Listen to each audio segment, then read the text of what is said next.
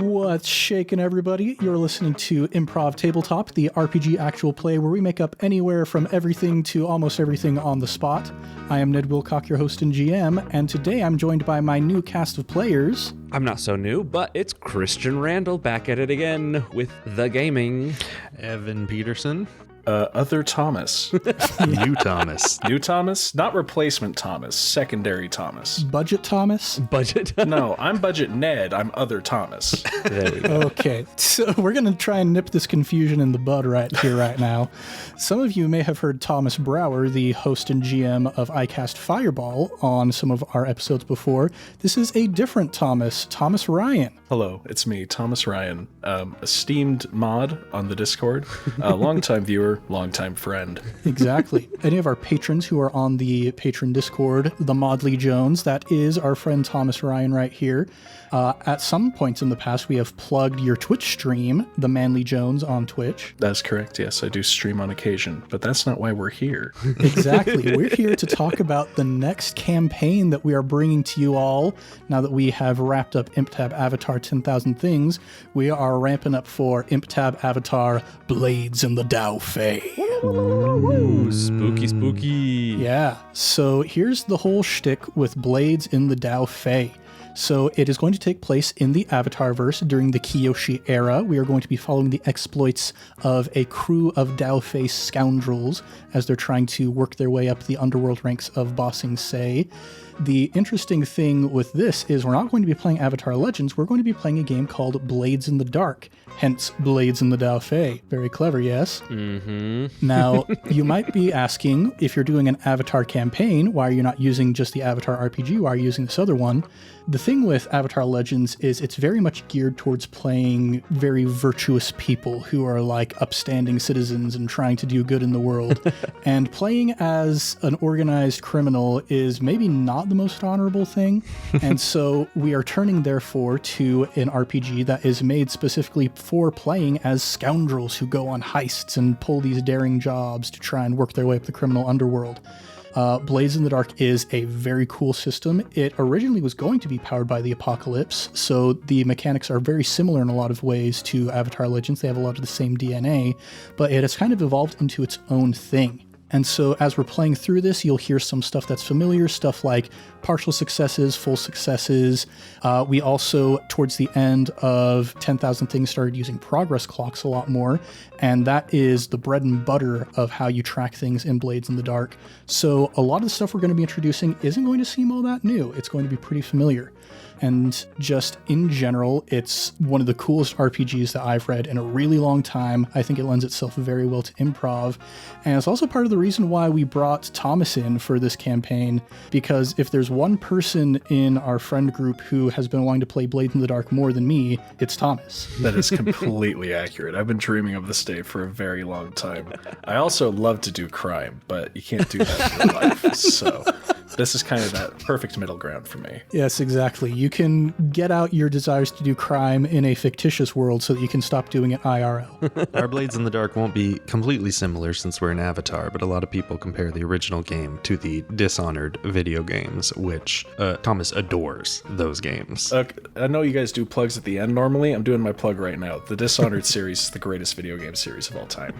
Hands down, there is no competition. Play Dishonored. Any Dishonored game, preferably the first one, but Dishonored 2 is great as well, so is Death of the Outsider. This man has adamantly opposed being on the podcast until he heard we were doing Blades in the Dark, and then he was like, give me a seat. Mm-hmm. Well, I don't have any improv experience. I'm nervous about that. Yeah, well, here's the thing. So as I was contemplating the people who I've played more D&D and more just general RPGs with than any other people, the three of you are definitely right up near the top of the list because you've been in the most campaigns with me. Christian Christian, I think you're not quite up at the top there, but Evan and Thomas, I think it's like a pretty neck and neck challenge as far as which of you has played the most D&D with me. Really? Are you sure? At one time I thought we were leaning it to Thomas, but now I'm realizing that I also played D&D with you for a little bit before Thomas ever started playing. So Evan was in first. I think he's got dibs on number one. You had a whole extra weekly campaign I wasn't in with him. I guess you got me there, yeah. Yeah, there was a time when Thomas was in 3 weekly D&D campaigns with me. The only reason I'm not anymore is because people can't make it. Like, I would keep doing that if I had the opportunity. We play a lot of tabletop games. Yeah, so long story short, don't worry about Thomas being the new guy, because he has plenty of experience to bring to the table. I can make something up on the spot. Oh yeah. We all do every day. So yeah, this is the new crew that we've got for ImpTab Avatar, Blades in the Daofei. So as far as what our schedule is going to look like in the very near future, we're going to be taking off the month of December so that we can have some more time to familiarize ourselves with the system before we start recording. You know, what a concept, actually knowing the rules of the game before you start recording it. That would be nice. Overrated. And so we're going to give ourselves a little break for the month of December. Hopefully we'll still have a bonus episode for you because thanks to our patrons, we're able to pay Caleb to edit those. Yeah. But then in the month of January, we will be back with something.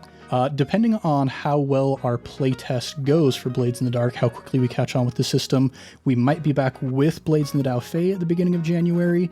We might have another Fate campaign to tide us over if we need a little bit more extra time to prepare. But regardless, you're going to see us again in January. Fate is so fun. I just love the little explosions that they are.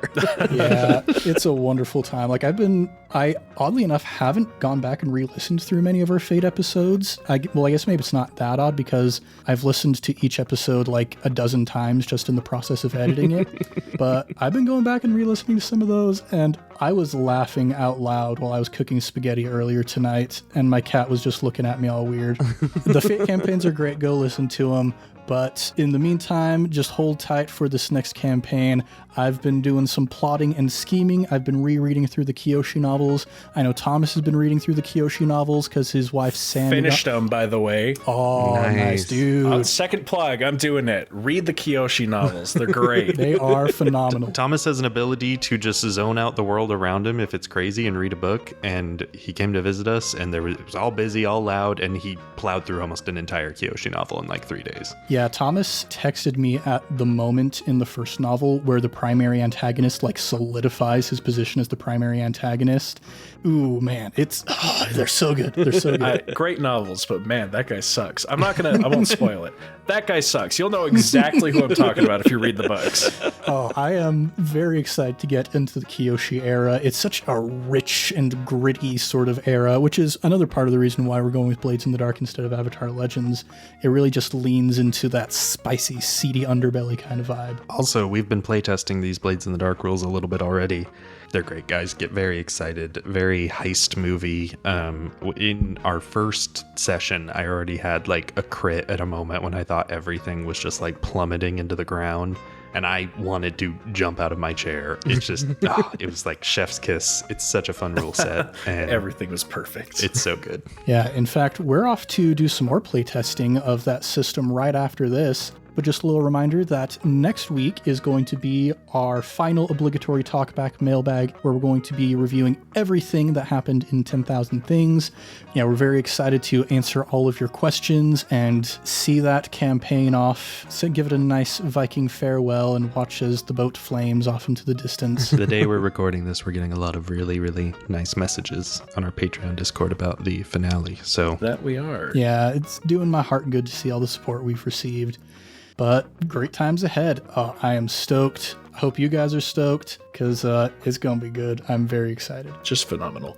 And with that, we'll see you around. Until that point, I have been Ned Wilcock, your host and GM, and today I've been joined by Christian Randell. Evan Peterson. Thomas Ryan. Much love and stuff, everybody. We'll catch you next time on Improv Tabletop.